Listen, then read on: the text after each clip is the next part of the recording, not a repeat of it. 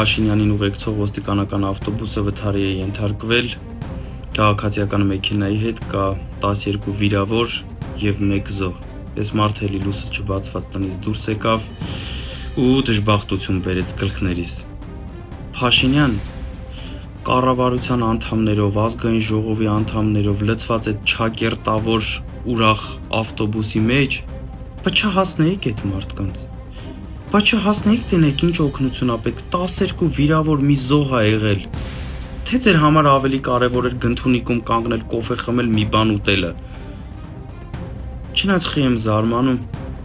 Աստված հոգին լուսավորի են հղի կնոջը գցեցիք մեքենայի տակ, սկի չկանգնեցիք էլ։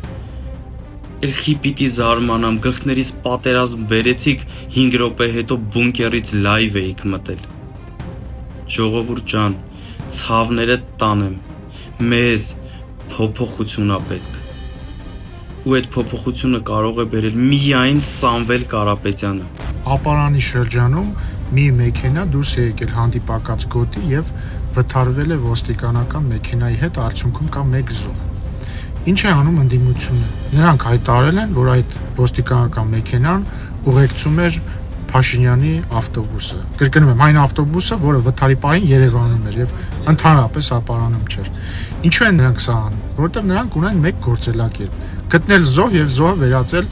քաղաքական կապիտալի։ Գտնել արյուն եւ արյունը վերածել քաղաքական կապիտալի։ Բայց իրանք ունեն մեկ խնդրեմ։ Վաշինգտոնյան խաղաղության հռչակագրից հետո սահմանի զոհ չի լինում եւ ինչ անել, ստիպված անգրի պես հարձակվում են օրինակ ավտովթարների զոհերի